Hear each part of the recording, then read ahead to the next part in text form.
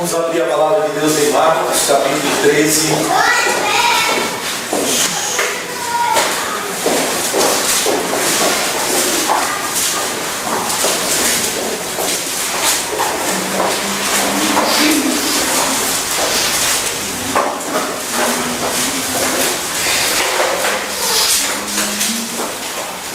Dizem os comentaristas que o problema de Marcos é o capítulo 13. Eu ia pular do 12 para o 14, né? Vamos lá, do verso 1 ao verso 13. Todos encontraram? Ao sair Jesus do templo, disse-lhe um de seus discípulos: Mestre, que pedras, que construções! Mas Jesus lhe disse: Vês estas grandes construções? Não ficará pedra sobre pedra que não seja derribada.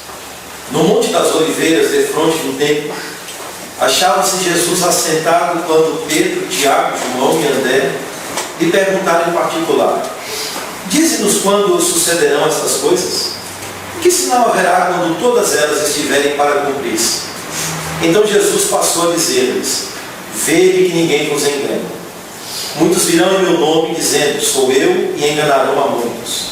Quando, porém, ouvirdes falar de guerras e rumores de guerras, não vos assusteis. É necessário assim acontecer, mas ainda não é o fim. Porque se levantará nação contra nação e reino contra reino. Haverá terremotos em vários lugares e também fomes. Estas coisas são o princípio das dores. Estai vós de sobreaviso, porque vos entregarão aos tribunais e às sinagogas. Sereis açoitados e vos farão comparecer à presença de governadores e reis, por minha causa, para lhes servir de testemunho. Mas é necessário que primeiro o Evangelho seja pregado a todas as nações. Quando, pois, vos levarem e vos entregarem, não vos preocupeis com o que haveis de dizer, mas o que vos for concedido naquela hora, isso falai. Porque não sois vós os que falais, mas o Espírito Santo. Um irmão entregará à morte outro irmão, e o pai ao filho. Filhos haverá que se levantarão contra os progenitores e os matarão. Sereis odiados de todos por causa do meu nome. Aquele, porém, que perseverar até o fim, esse será salvo. Se assentem, meus irmãos.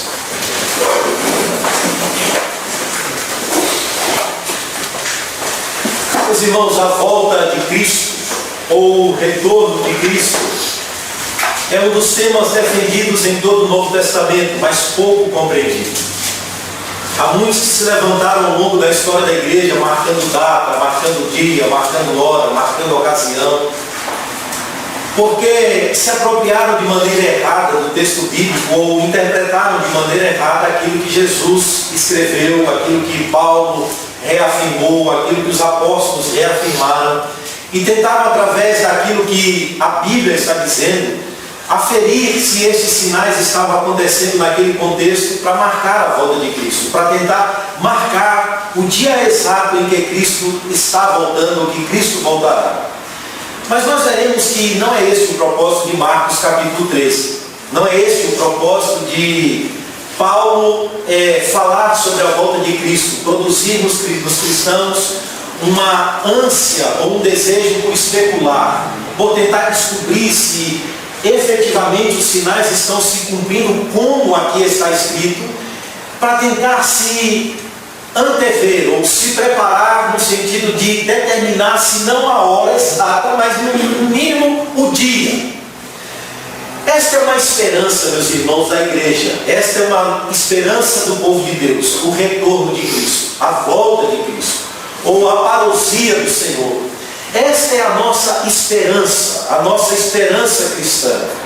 E sendo esta a nossa esperança, nós como cristãos que conhecemos o tempo, como diz Paulo em Romanos 13, temos a condição de vivermos no contexto histórico que marca a nossa época, que marcou épocas anteriores da igreja, viver com sobriedade, com sabedoria, com entendimento, viver com esperança, pensar em cada momento de uma maneira diferente, avaliando o contexto histórico e ansiando a cada dia mais por esse dia, por esse retorno de Cristo.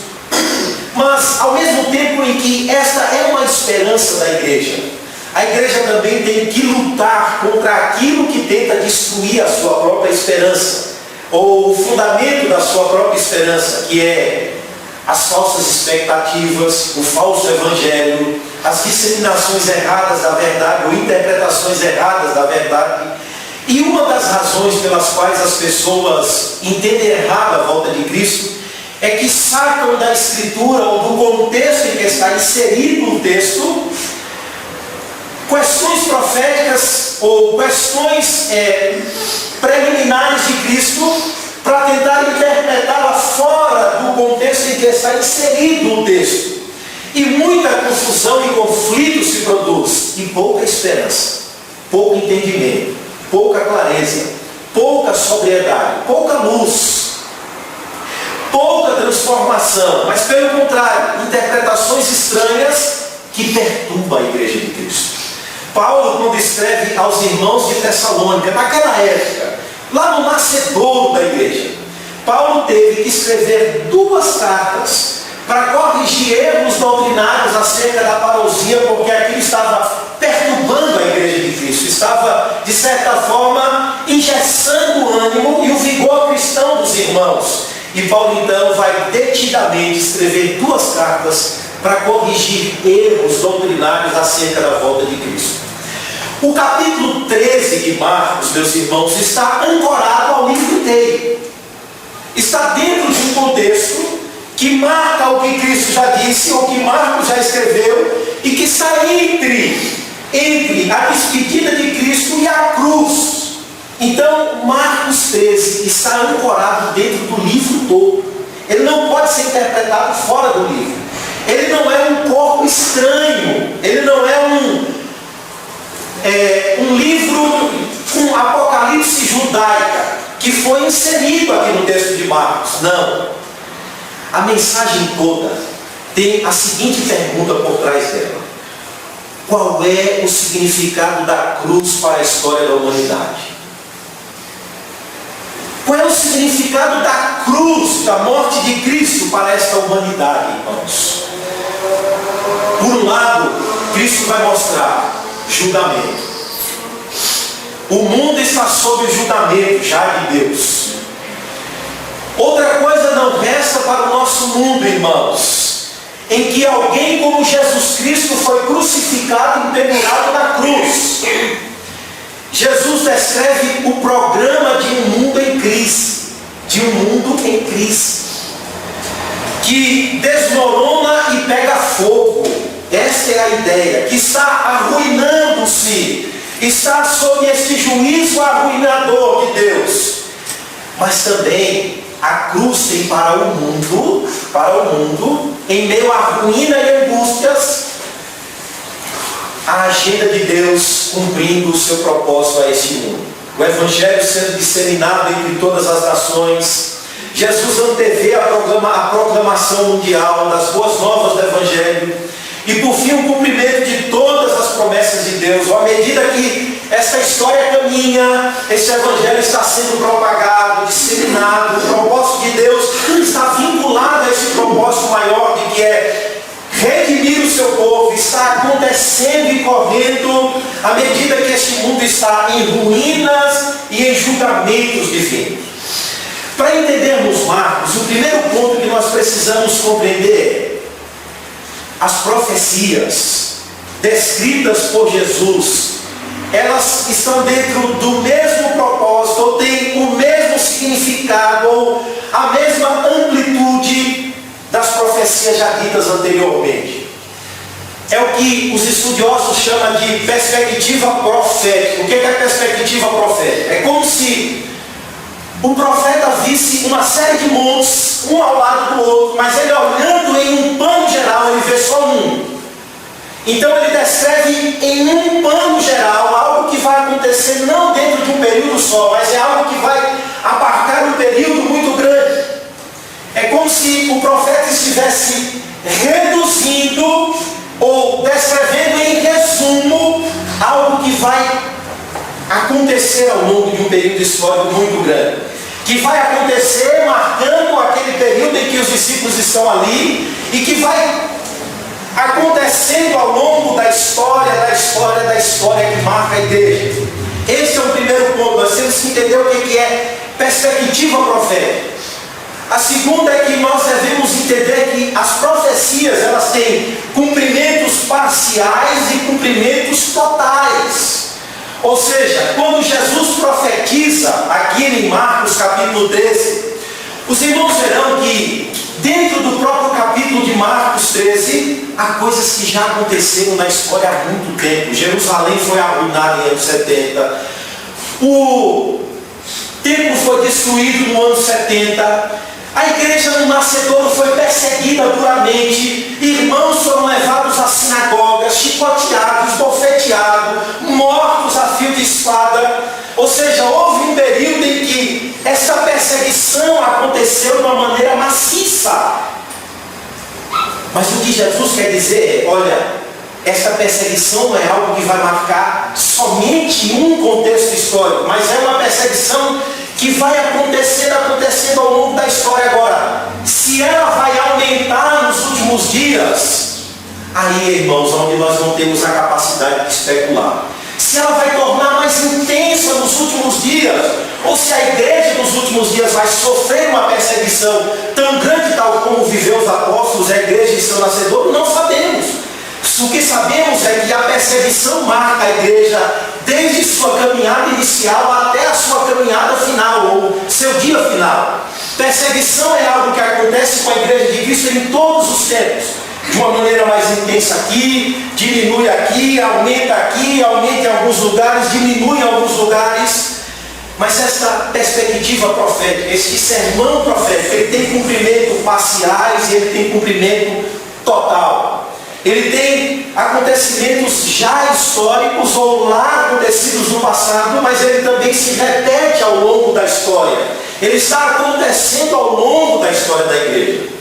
Portanto, este sermão profético de Cristo que marca o fim, ele marca o fim para ensinar a sua igreja acerca de três coisas. Primeiro, este contexto em que nós estamos vivendo, irmãos, é a dissolução de tudo aquilo onde temos ou haverá a possibilidade de nos segurarmos. É a dissolução de tudo aquilo onde os homens têm a capacidade de se segurar, que não em Deus, ou somente em Deus. Ou seja, somente em Deus deve ser a nossa esperança, ou somente em Deus deve estar ancorada a nossa esperança, a nossa expectativa. Somente em Deus deve estar ancorada a nossa fé, enquanto estamos caminhando nesse já e ainda não. Ou seja, a caminhada da igreja deve ser uma caminhada onde essa igreja não deve estar segura nem amarrada em nada, mas somente tendo a sua fé arraigada e fundamentada no Senhor da igreja, Jesus Cristo. É isso que nós tentaremos ver quando, ao sair do templo, no meio de uma multidão que se aglomerava ali, ouve-se essa exclamação de um dos seguidores de Jesus: Mestre, que pedras, que construções belas. Olha, irmãos, Jesus está saindo após um dia inteiro de instruções. Mas lá atrás ele já havia entrado no templo em algumas ocasiões. A primeira é quando ele entra, olha, sonda tudo e sai. A segunda é quando ele define sua autoridade acima do templo. Quando ele questiona o que está acontecendo ali e manda parar.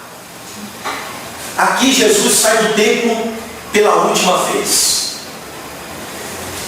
Para Jesus, ou o Evangelho de Marcos, aqui trata-se de uma ação cheia de significado, porque ele está saindo ou abandonando algo que, como se diria, está afundando, ou perdeu a razão de ser, a razão de existir. Este templo vai sofrer o julgamento de Deus. E neste momento a exclamação do discípulo parece querer impedir o êxodo de Cristo, ou a saída de Cristo. A saída de Cristo deste templo que vai sofrer o juízo de Deus.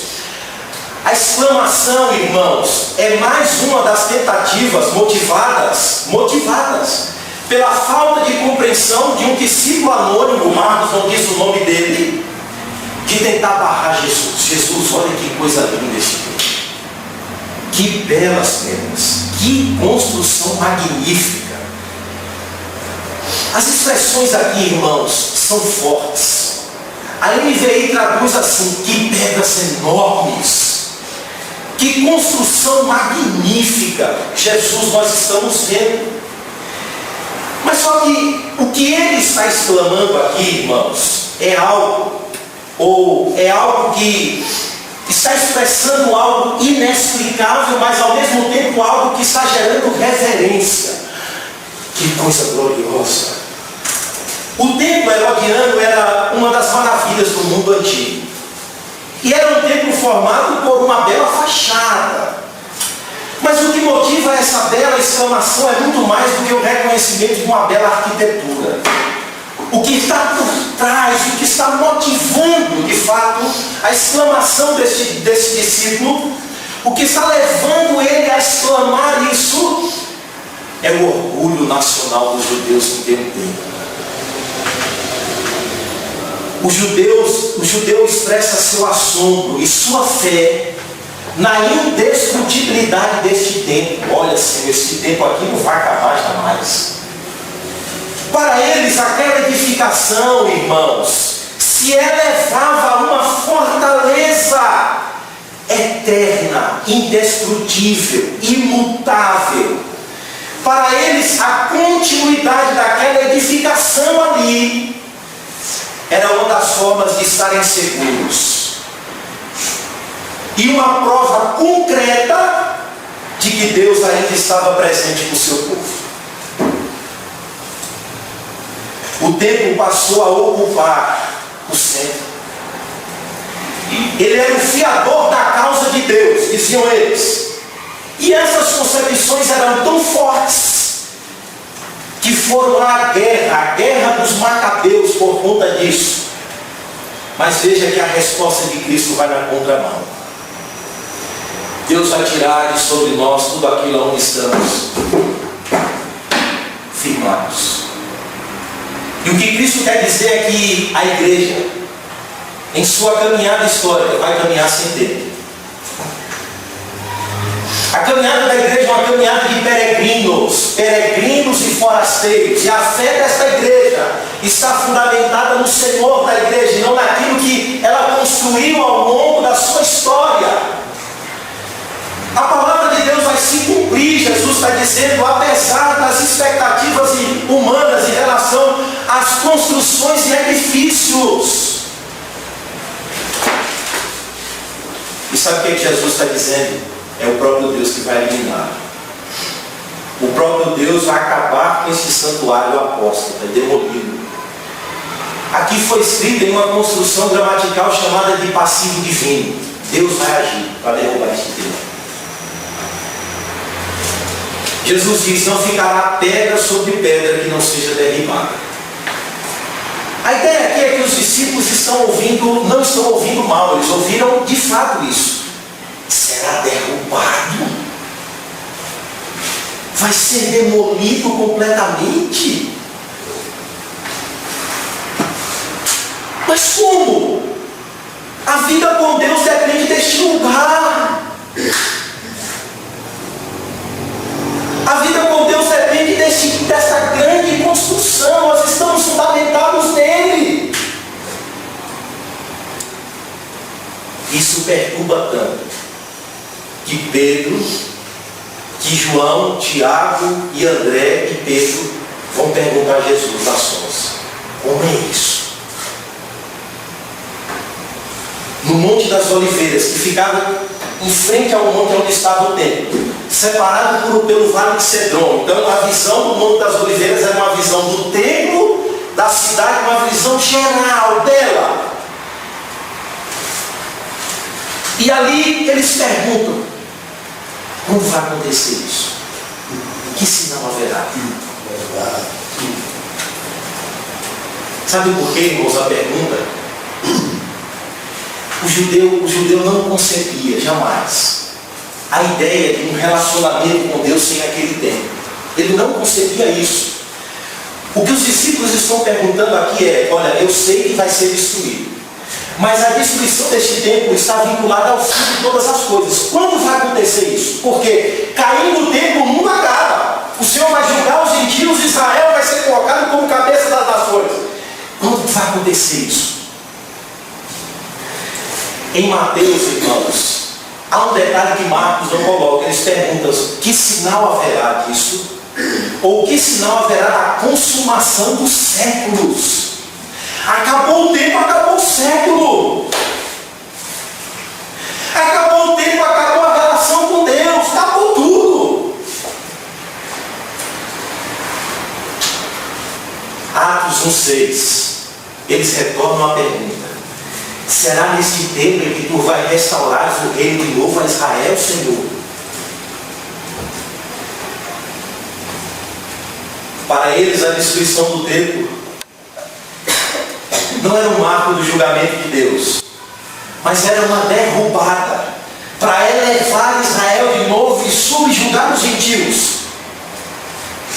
Para eles não era a interrupção de uma linha do tempo, acabou. Para uma nova qualidade escatológica, não é mais naquele monte, mulher, não é mais aqui.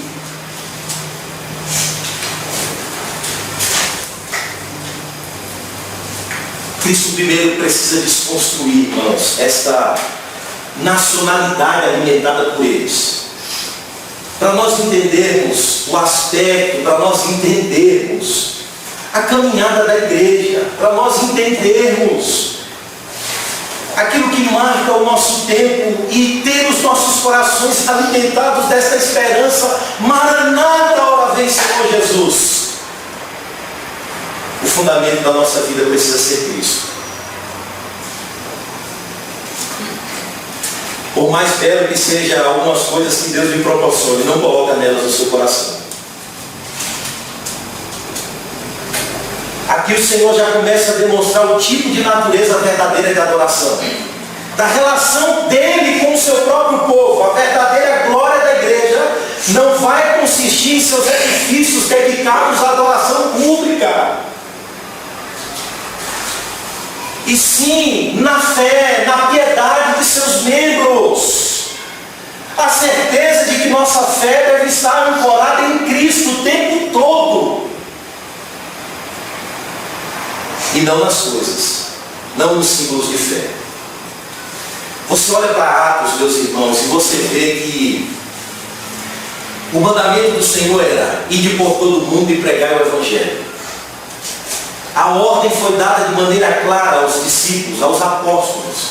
E você lê Atos, você vê uma igreja que cresce, viva, vigorosa, com seus aspectos saudáveis, verdadeiros, mas você vê uma igreja que está, à medida que Atos avança, criando raízes. Você vê Pedro e João indo para o templo. Deus não mandou eles ir para o templo. Cristo já havia prescrito o que eu dito: a destruição do templo acabou. Sai por todo mundo, prega o Evangelho, se desvencilha, se despreende dessas coisas. Mas se vê a igreja, e aí Deus levanta um diabo inflamado, Estevão, e lança no rosto dos judeus: foi vocês que o mataram. E naquele dia Estevão é apedrejado e começa a perseguição sobre a igreja. E por onde eles iam disseminando o Evangelho.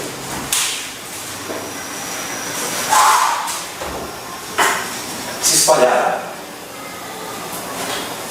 Nós nos apegamos, irmãos, a edifícios, a construções, a nossa condição boa, favorável. Nós nos apegamos a cerimonial, nos apegamos a pedras, a vidrais, a espaço físico. Nós nos acomodamos à arquitetura, à organização da igreja, como se isso fosse a razão do nosso relacionamento com Deus.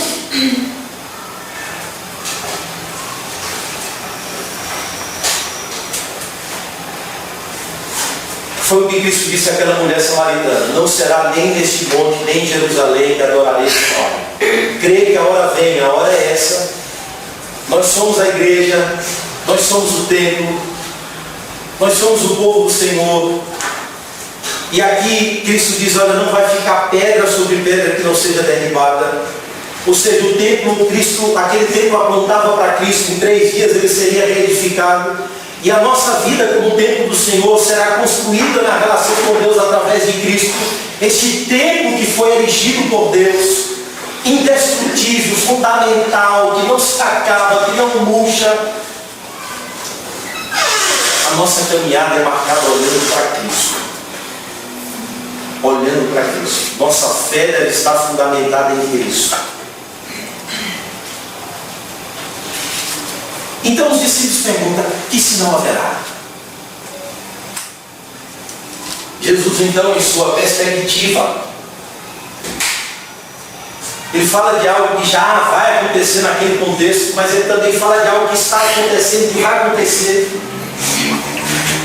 E aí Cristo fala de que a caminhada da igreja será também marcada por um contexto de sofrimento comum a todos,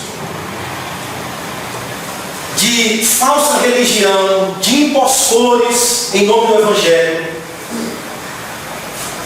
Quando ele diz no verso de número 5, vede que ninguém vos engane, muitos irão em meu nome dizendo, sou eu, e enganarão a muitos. Quando porém ouvirdes falar de guerras e rumores de guerras, não vos assusteis. É necessário assim acontecer, mas ainda não é o fim. Porque se levantará nação contra nação e reino contra reino. Haverá terremotos em vários lugares e também fomes. Essas coisas são o princípio das dores. Perguntando sobre o cumprimento dos acontecimentos do fim, Jesus responde falando do fim também. Mas na abertura de sua instrução particular a seus discípulos, o mestre mostra que tem algo a corrigir, irmãos. Ele vê que os discípulos são assediados por ideias de relação do fim e que representa perigo para eles. E estes acontecimentos estão sobre o mesmo é necessário. Veja, Jesus disse, é necessário que tudo isso aconteça, verso 7. Ele fala isso para corrigir as expectativas alimentadas por eles ao longo do tempo. É o mesmo termo usado por Marcos em 8,31. Assim como os sofrimentos de Cristo estavam sob o necessário de Deus, ou seja, é necessário que eu morra, que eu sofra, que eu seja maltratado, que eu seja crucificado. Cristo está dizendo que é necessário que o que Ele está dizendo aconteça. E esse acontecimento está relacionado, ou seja, consiste ou está vinculado ao é necessário de seu sofrimento, de sua morte. O que Cristo está tentando explicar a eles é o seguinte, olha, a minha morte, a minha ressurreição, a minha ascensão, representa a vitória decisiva do Reino de Deus. E com isso também a mudança do mundo, a mudança de todas as coisas. É como se Cristo estivesse dizendo, olha, a minha cruz, a minha morte, o meu sofrimento, a minha ascensão, a minha ressurreição, vai inaugurar os acontecimentos do fim. A cruz inaugura os acontecimentos da última hora. O que é a última hora, meus irmãos? O que são os acontecimentos do fim? Quando Paulo diz, olha, meus irmãos, já é a última hora. É hora de nós despertarmos do sono. Para os apóstolos e para a perspectiva do Novo Testamento, não há mais nada em relação ao plano redentor de Deus em Cristo para se cumprir. No sentido de que Cristo não precisa vir mais nenhuma vez aqui no mundo, morrer, sofrer. Ou seja, em cumprindo-se a plenitude dos tempos, Cristo já veio, já sofreu, já morreu, já é assunto aos céus, e disse, vai e proclame o Evangelho. Ou seja, este tempo que marca sua morte, ressurreição e ascensão, até a sua vinda, é chamado pelos apóstolos de a última hora. Ou seja, a cruz de Cristo inaugura os acontecimentos do fim.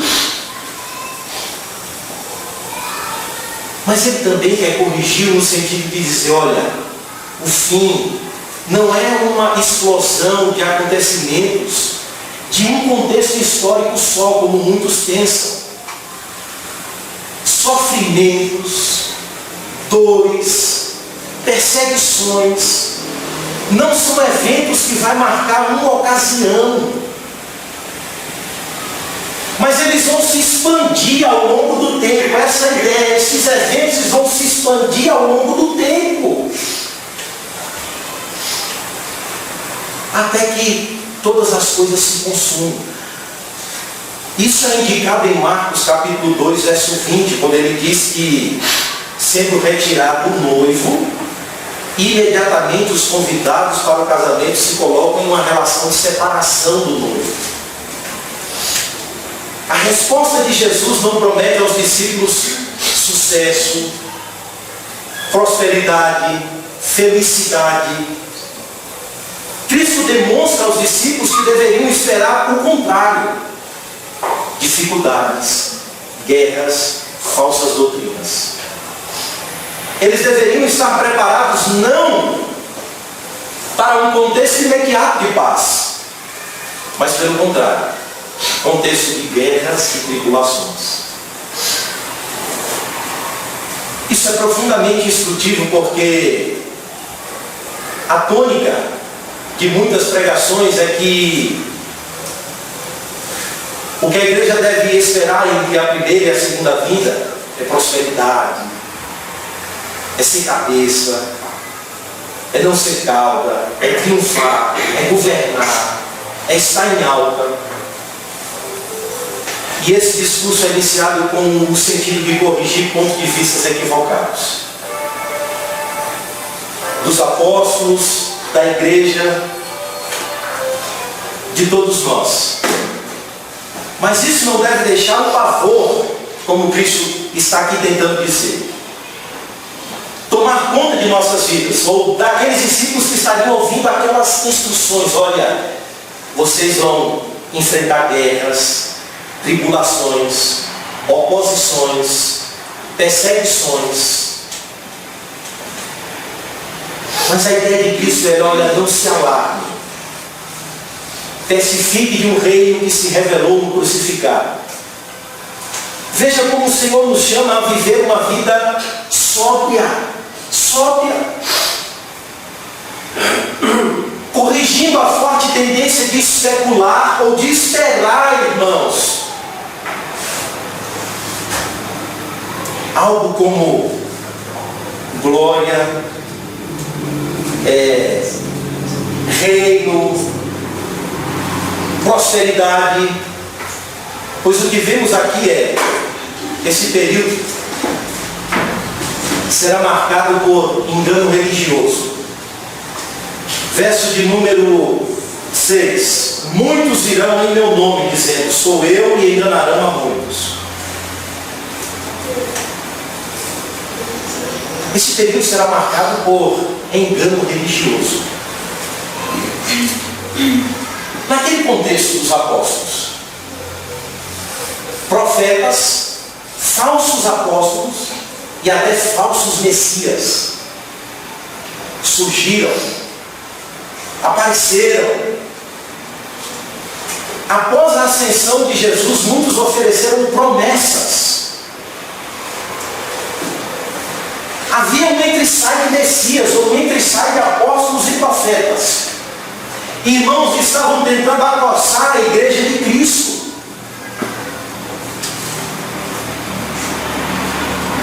Mas veja, esse engano não marcou somente aquela época. Mas o engano religioso, ele acontece desde aquela época e vem acontecendo até os dias de hoje. No presente momento, nós temos igreja assediada pelo falso evangelho, pelos falsos profetas. Estamos vivendo ou vendo o ressurgimento do falso gnosticismo. Estamos vendo um outro evangelho proliferando, sendo pregado, enganando, tripudiando.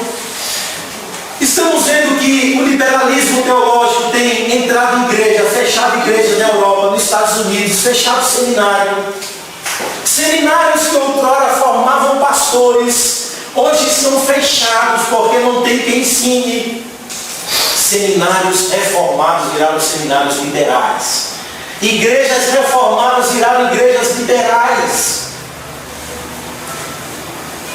Nós estamos vendo hoje a explosão, irmãos, da falsa religião. Mas isso é fruto de um mundo caído, de um mundo cego, de um mundo que envelhece, ou está sob o juízo de Deus.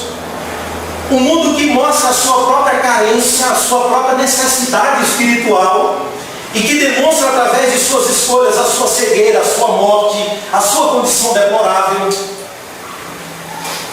Então Jesus diz: olha, vocês irão se deparar com falsa religiosidade, falso evangelho em meu nome, falsos profetas, falsos messias. A ideia aqui é que eles estão vindo para usurpar a minha honra e a minha glória. A segunda evidência, Jesus disse: olha, haverá guerras e rumores de guerras.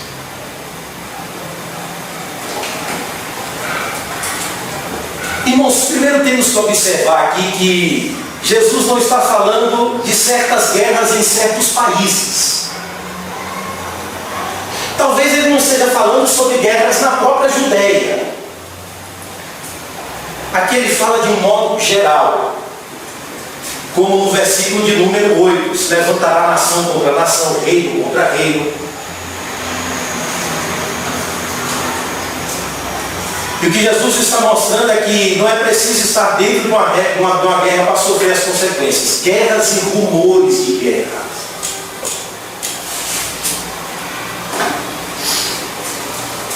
Agora, olhando para a história do mundo, irmãos, a história do mundo é mais história de guerra do que história de paz. E hoje a inteligência humana é canalizada para construção de armas de destruição em massa.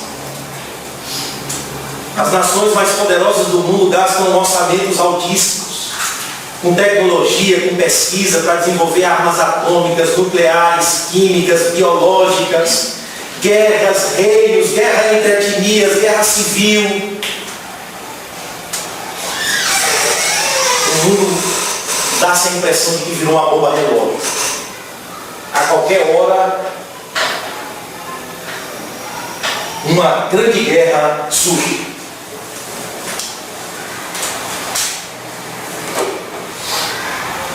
Mas Jesus disse também: haverá terremotos e fomes.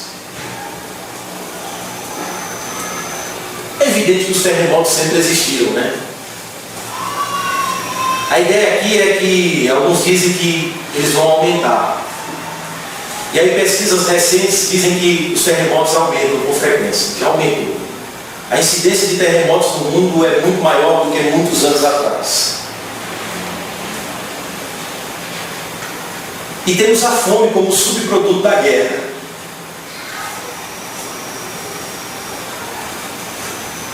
Ou seja, você tem um mundo que investe pesadamente em armas, nações que investem pesadamente em armas, em contrapartida você tem povos que morrem de fome. E não tem acesso à comida, não tem acesso à alimentação. Mas a fome também é fruto da má distribuição de renda, do pecado, da corrupção.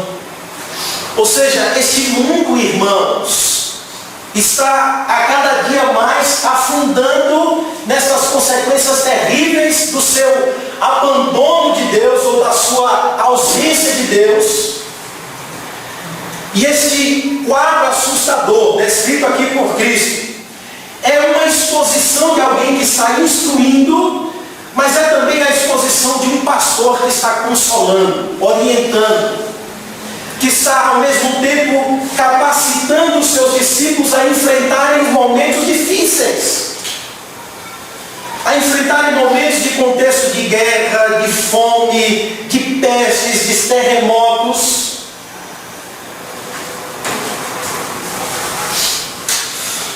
E como Cristo nos consola e nos orienta a viver neste período.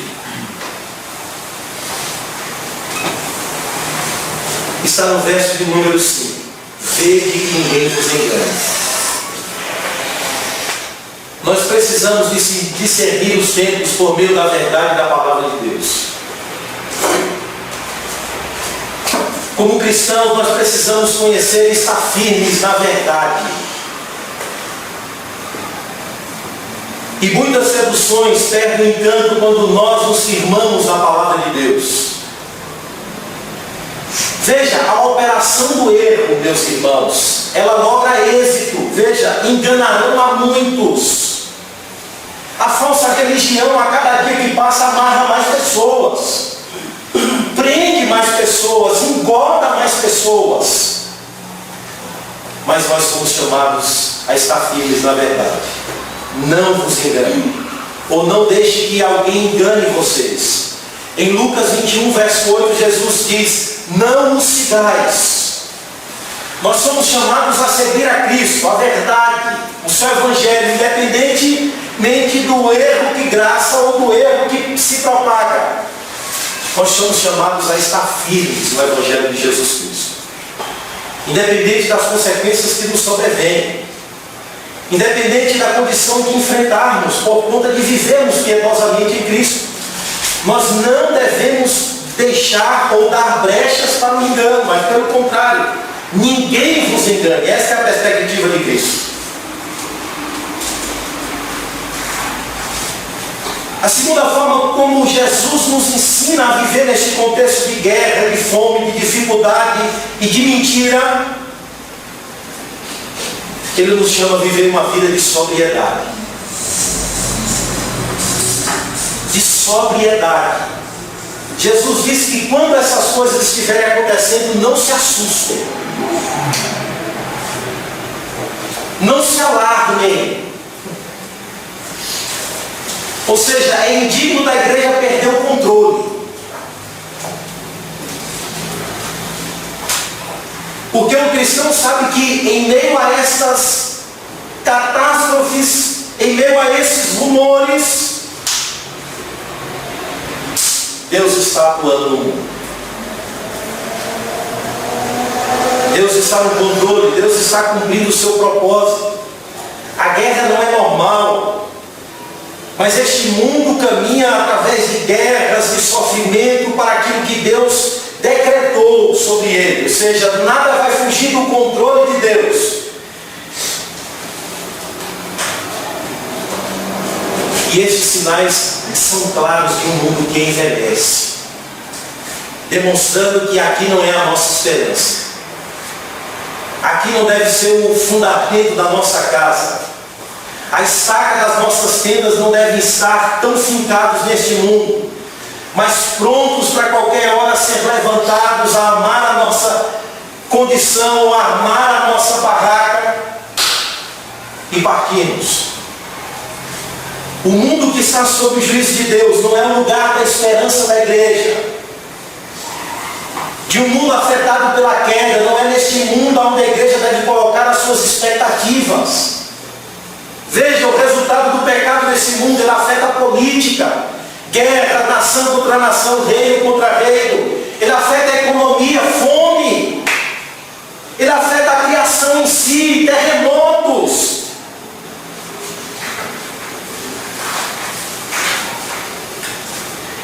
E Marcos escreve, irmãos, quando a guerra judaica estava agitando os ânimos, agitando a igreja. E esse clima era até compreensível, porque os irmãos ficaram alarmados. Mas a tentativa de Marcos é frear aqui as convicções apocalípticas. Calma! E como ele faz isso? Como ele quer despertar a sobriedade dos cristãos? Ele diz, é necessário, Deus está no controle. Ainda não é o fim. São eventos solitários. É o princípio das dores. Não tem nenhuma relação imediata com o outro. Calma.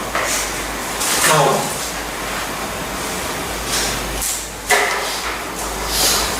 Calma que tem mais, Jesus vai dizer. Porque a caminhada da igreja também será marcada por perseguição.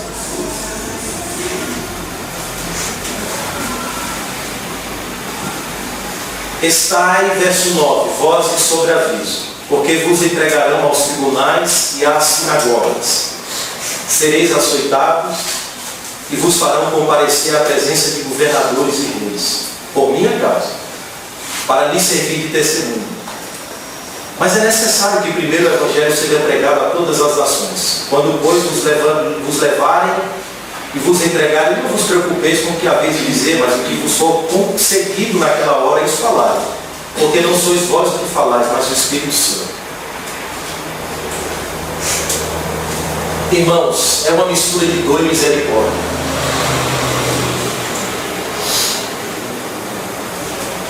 Não são prenúncios amargos, veja. Porque o Senhor conhece a fraqueza daqueles que estão diante deles ali. Amém. E quantos somos inclinados a desanimar?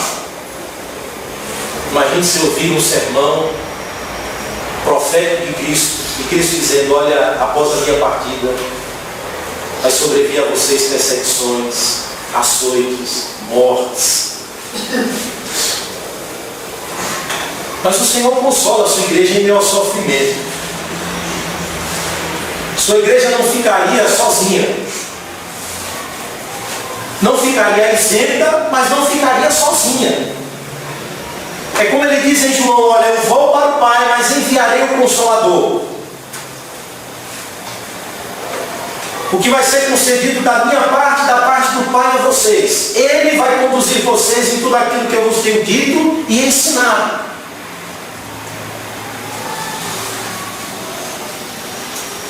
O cristianismo não é uma apóstolo de seguro, irmãos.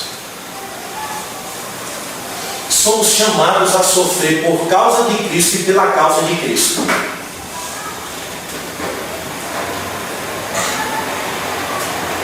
O alerta do Evangelho é que nenhum de nós, nem eu, nem você, ninguém, sofra como malfeitor, rebelde e mentiroso, diz Pedro. Que essa indignidade não recaia sobre aqueles a quem Cristo chamou. Mas pelo contrário, diz Pedro, se nós estamos sofrendo no mundo, como cristãos, Pedro diz: bem-aventurados somos, felizes, sobre nós, diz Paulo, repousa a glória de Deus.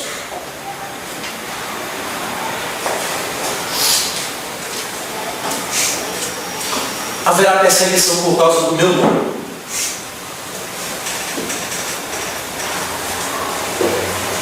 A perseguição contra a igreja, irmãos, acontece desde o nascedouro. Mais uma vez eu repito. Se olha para Atos e diz assim: a igreja tão nova já está sendo perseguida.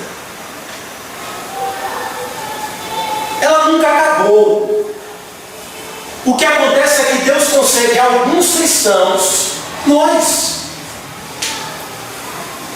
a vivermos dentro de um contexto de paz, tendo liberdade religiosa, tendo liberdade para pregar, tendo liberdade para ler a Bíblia em lugar público, tendo liberdade para proclamar em lugar público.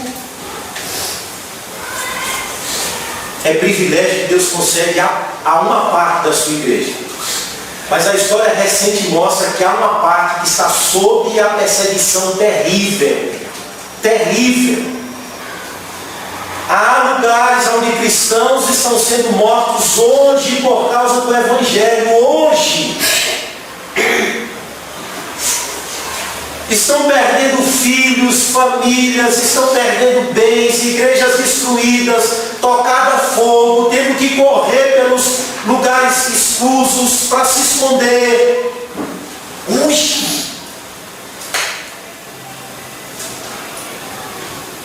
Nós não sabemos se ela vai aumentar no mundo inteiro.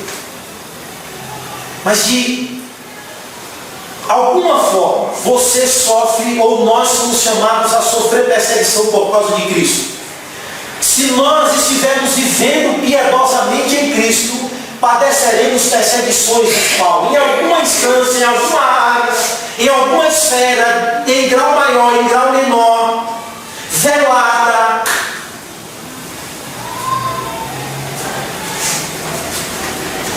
quê? A perseverança ao lado de Cristo e com a verdade, e a incorruptibilidade destes cristãos daquela época lá. Não se dobravam, não rejeitavam o Evangelho, não negavam. Os apóstolos eram presos e o Sinédrio dizia: rapaz, pare de pregar sobre Jesus. E os apóstolos diziam: nós não deixaremos de falar daquilo que temos visto e ouvido. Se vocês não pararem, nós iremos açoitar vocês. E eles saíram rindo, Senhor, somos dignos por sofrer pela causa de Cristo. Ah, irmãos, então o que ele diz assim: isso é utopia.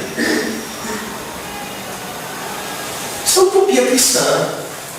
Ô Pedro, bater no peito porque está sofrendo por causa de Cristo. Perseverança com Cristo e incorruptibilidade era o que acendia a fogueira para perseguir os cristãos. Em face das promessas falsas de felicidade, isso fazia com que eles se tornassem pessoas isoladas do mundo. E aí se levantavam contra eles, peia neles. E Cristo mostra, ó, a perseguição começa numa esfera menor, vai para uma esfera maior, ela também acontece numa esfera particular.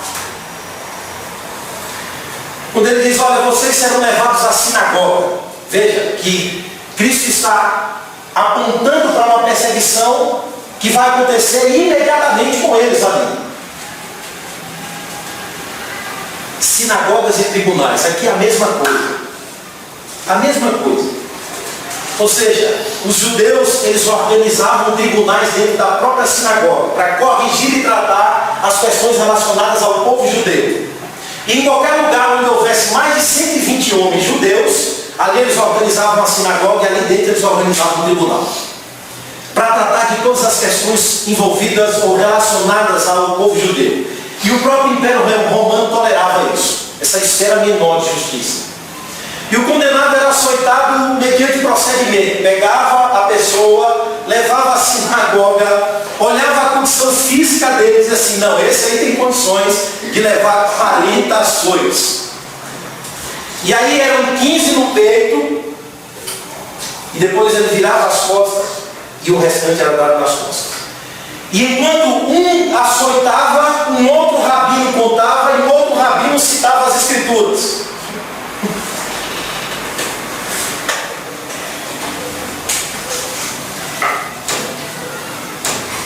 Açoitado, e vos farão comparecer à presença de governadores, ou seja, dentro de um contexto maior.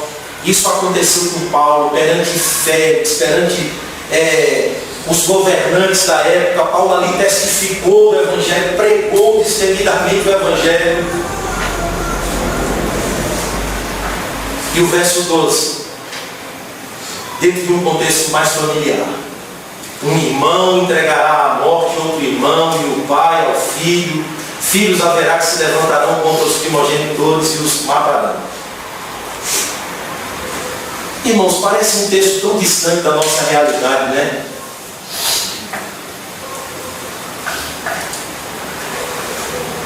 Os cristãos do passado sofreram em círculos menores, entre famílias, entre irmãos, entre parentes. Aqui não é a descrição de uma decadência social, onde as famílias estão se dissolvendo por causa de bens, de poder, de dinheiro. Não. O Evangelho está causando separação dentro da família. Aquilo que Cristo disse em Lucas 10: aquele que não amar menos pai, mãe, filho, não é digno de mim. Ou seja, o Evangelho estava se aplicando dentro do contexto familiar de muitos cristãos que estavam sendo rejeitados, entregues para ser açoitados. Está aqui meu filho que é crente, por causa do Evangelho. O Evangelho que causando separação. Mas em meio a esse mundo que nos rodeia,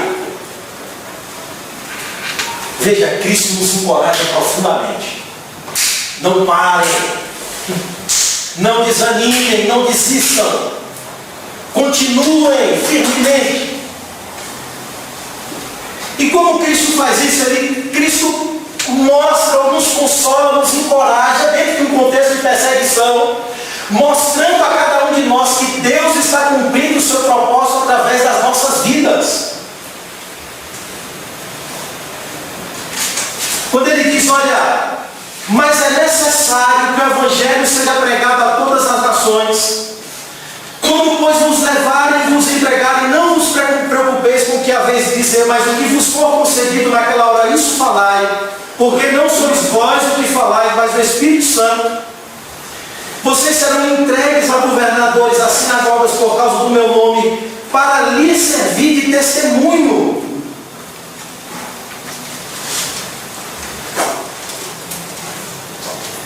A ideia aqui é, olha, o mundo vai se manter, mas sabe como? Perseguindo vocês.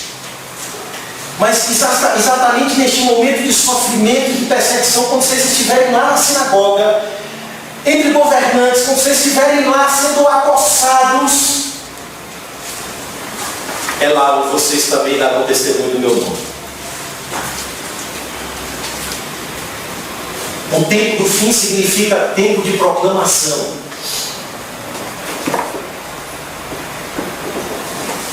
É nesse sentido que os discípulos devem classificar e subordinar tudo. Deus está cumprindo o seu propósito através da perseguição das nossas vidas.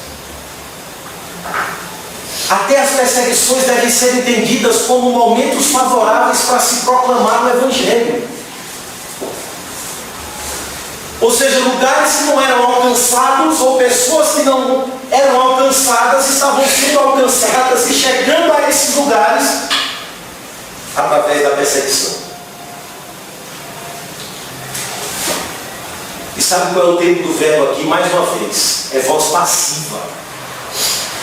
A ideia aqui é que Cristo está dizendo, olha, o próprio Deus é o evangelista nessa história. Mas é necessário que o Evangelho seja pregado a todas as nações.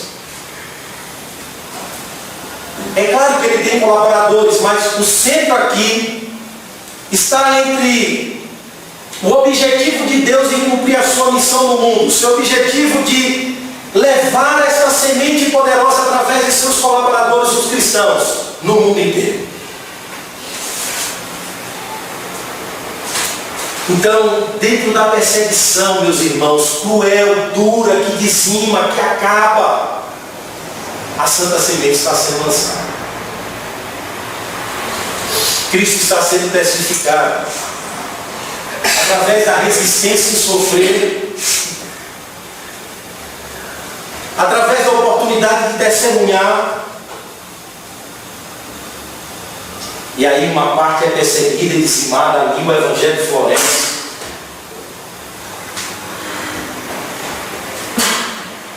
Deus está cumprindo o seu propósito. Ele disse a Paulo que Paulo haveria de sofrer muito por causa do nome de Cristo. Ele cumpriu seu propósito na vida de Paulo, mesmo sob sofrimento, açoite, naufrágio, perseguições. Seu propósito tem se cumprido até hoje. A história da perseguição mostra que se a igreja fosse uma obra humana, ela já teria se acabado há muito tempo. Mas em meio a perseguições e sofrimentos, Deus tem cumprido o seu propósito através de nós. Amém. Esse Evangelho tem rasgado histórias, chegado em lugares, pessoas têm sido alcançadas, eleitos têm sido alcançados. Somos de Deus, irmãos. A igreja de Cristo, Ele é o cabeça da sua igreja. E em meio a perseguições ou a bonanças, em meio a um contexto de paz e de aflição, Deus está cumprindo o seu propósito. Ele é o evangelista nessa história, Ele é o missionário nessa história. O segundo ponto é que, em meio a perseguições e dificuldades, seremos e teremos o seu auxílio. Verso 11. Não se preocupe com o que haveis de dizer, mas o que for concedido naquela hora, isso falai, porque não sois vós o que falai, mas o Espírito Santo. Ele não envia testemunha para se retirar delas. Ele está presente. Ele dá o seu Espírito, Ele dá força, Ele dá palavra, Ele dá graça, Ele dá ânimo. Então Cristo diz: vocês serão auxiliados pelo Espírito Santo. E o terceiro ponto é que Ele perseverará por nós. Sereis odiados de todos por causa do meu nome. Aquele, porém, que perseverar até o fim será salvo. A ideia aqui é, mais uma vez, Deus vai salvar. O próprio Deus vai intervir nessa história cruel. Sabe como? Salvando vocês. Perseverando juntamente com vocês. Não permitindo que, quando estivermos sob este contexto, desfalecemos. Ele estará dando força, capacitando, testificando através de nós, perseverando juntamente conosco. Ou seja, vocês não vão se perder neste processo histórico. Eu vou salvar.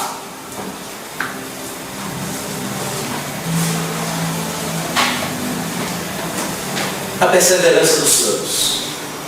A ideia mais fundamental da perseverança dos santos não é que nós perseveramos, é que Deus persevera por nós. É que as ações do seu Espírito Santo, elas são ininterruptas sobre a vida de um crente.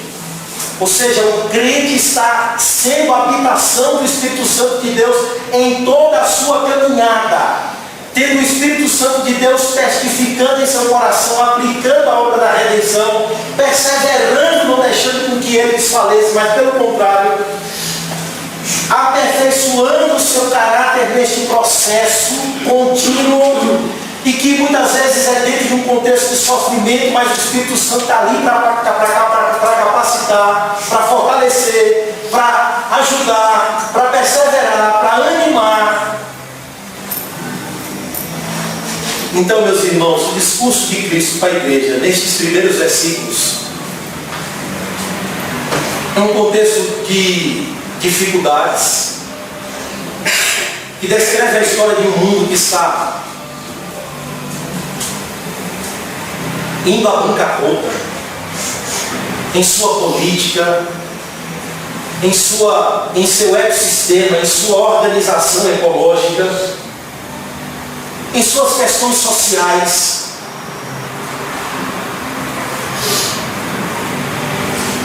Ou seja, este mundo está afetado em todas as camadas pelo pecado. E este pecado se manifesta através da forma como as autoridades governam, da forma como as autoridades distribuem as rendas, da forma como eles gastam dinheiro com a guerra. E Tiago diz: não tem que vir as guerras e pelejas. Não é das paixões que guerreiam os vossos membros. Paixão, desejo de domínio, de ser a maior nação do mundo, de dominar, de subjugar. Essa é a história de um mundo caído, meus irmãos. Mas dentro dessa história de um mundo caído, Deus preserva a sua igreja, Deus consola a sua igreja. Esta igreja enfrenta perseguições, sofrimento, mas ela triunfa. O Evangelho triunfa sobre todas essas coisas. Essa igreja, ela percorre em contextos históricos, ou ela percorre a história, ela não morre, ela não acaba. Tudo isso porque Deus está preservando o seu povo em meio a este contexto histórico. Ou seja, a providência diz que Deus está fazendo cumprir os seus propósitos através do seu governo, do seu domínio, da sua atuação. Mas tudo Ele faz para o bem da sua igreja, para o bem do seu povo. É como se a história ainda deste mundo que existe está vinculada a este plano maior que Deus tem com a sua igreja, de alcançar os seus eleitos em todas as tribos, raça, língua e nação. E nós somos parte deste plano, estamos dentro deste plano. O Evangelho nos chama a entender que em toda a condição que nós estivermos vivendo, Deus está cumprindo os seus propósitos. Deus está cumprindo os seus planos. Mas como? Tendo cristãos morrendo na Nigéria, Deus está cumprindo os seus propósitos. Isso diz o seu Evangelho, a sua palavra. As nossas orações é que Deus console aqueles irmãos, que Deus faça florescer o Evangelho. As nossas orações é que Deus diminua o sofrimento sobre a vida daqueles irmãos que estão ali para pregar o Evangelho, não estão ali para enricar, não estão ali para procurar ouro, riqueza, estão ali pregando o santo Evangelho de Deus. E sofrem o ódio gratuito das pessoas por falarem a verdade. Mas Cristo está dizendo, eles odeiam primeiro a mim.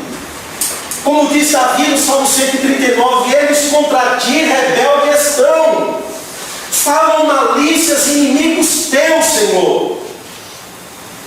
O sofrimento é por causa do meu nome. Veja, isso mostra a rebeldia do homem contra Deus.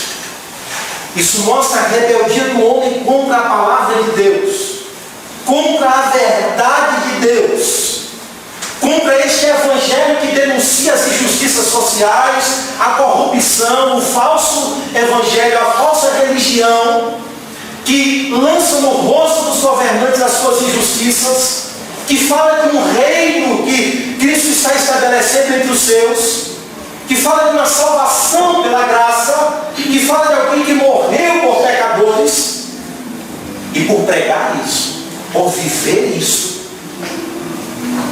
recebem ódio, afrontam, perdem a vida, perdem os bens, perdem tudo. Mas isso também coloca sobre nós uma responsabilidade. Eles estão lá, nós estamos aqui. Eles têm aflições, nós temos um contexto de paz, de liberdade, de culto, de exercício da fé cristã. Como está o seu compromisso com Cristo? Como está seu compromisso com o Evangelho? Como diz Hebreus, nós ainda não resistimos até o sangue contra o pecado. E Hebreus, quando chega no capítulo 11, ele diz, olha, nós estamos rodeados de uma tão grande nuvem de testemunhas. Desembaracemos-nos, pois, de todo pecado e corramos a carreira da fé, olhando para Cristo, autor e consumador da fé. Agora, quem é as nuvens de testemunha que ele está dizendo? A galeria da fé de Hebreus 11. Por causa do Evangelho da verdade, homens passaram a fio de espada, mulheres perderam os seus maridos, homens foram partidos ao meio, andaram errantes pelo mundo, homens dos quais o mundo não era digno de tê-los. Por causa da verdade, eles sofreram tudo isso. Aí, como se Deus estivesse dizendo, ele é a testemunha contra nós, eles são a testemunha contra nós. Nós sofremos por causa da verdade e hoje vocês estão negociando a verdade. É como se Deus estivesse dizendo isso a eles. Nós fomos partidos ao meio, perdemos famílias, bens, poder por causa da verdade e vocês hoje estão olhando para trás, querendo voltar para o judaísmo.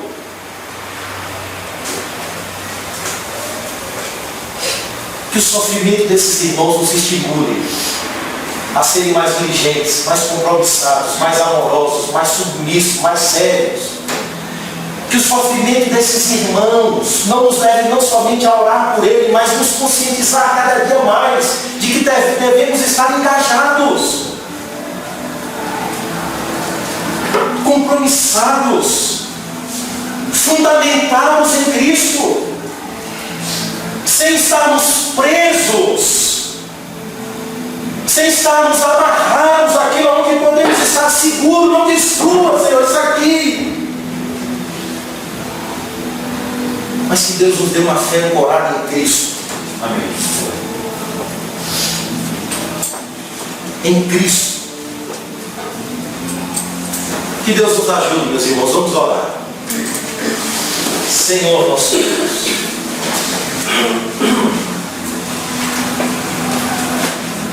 nós queremos pedir a Tua graça sobre nós. Pedimos a Tua iluminação para compreendermos a cada dia mais profundamente a Tua palavra. Amém, Senhor. Mas não somente isso, nós pedimos um coração para submetermos a ela, Senhor. Sim. Pedimos que o Senhor, ó Deus, nos conceda uma fé fundamentada e arraigada na Tua palavra, Senhor. Amém. Que a nossa esperança esteja fundamentada em Ti, ó Deus. E não naquilo, Senhor, que de mais belo, Senhor,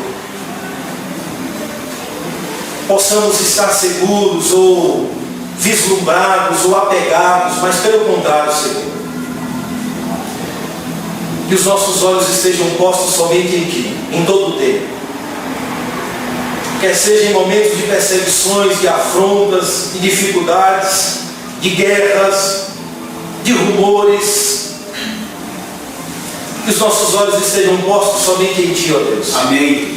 E que tenhamos pela graça, o tempo todo, Senhor, por uma fé alimentada e fundamentada na Tua palavra, a ousadia, a intrepidez de jamais negociarmos a verdade do Senhor. Sim. Jamais negociarmos, Senhor, aquilo que o Senhor tem nos ensinado como a verdade, como o Evangelho mais puro e simples, mais verdadeiro, mas que pelo contrário, Senhor, todos nós estejamos dispostos a viver apesar das consequências, estejamos dispostos a viver piedosamente em Cristo Jesus. Que o sofrimento dos irmãos que já morreram ou que ainda estão morrendo, que o sofrimento dos irmãos que conhecemos hoje, Senhor, nos estimule, Pai, a estarmos mais diligentes e compromissados contigo, vivendo num contexto totalmente favorável, Senhor, tendo tempo para te servir, para a leitura bíblica, para a oração, para a pregação, para o evangelismo. Oh, meu Deus, dá-nos um coração, meu Deus, inclinado a fazer a Tua vontade. Tenha misericórdia de nós, tenha misericórdia da nossa vida, da Tua igreja, do Teu povo, Senhor. É o que nós te pedimos, Senhor. Nos fortaleça através da Tua palavra, Deus. Dá graça através da Tua palavra. Em nome de Cristo Jesus é o que nós te pedimos, Senhor. Amém. Amém.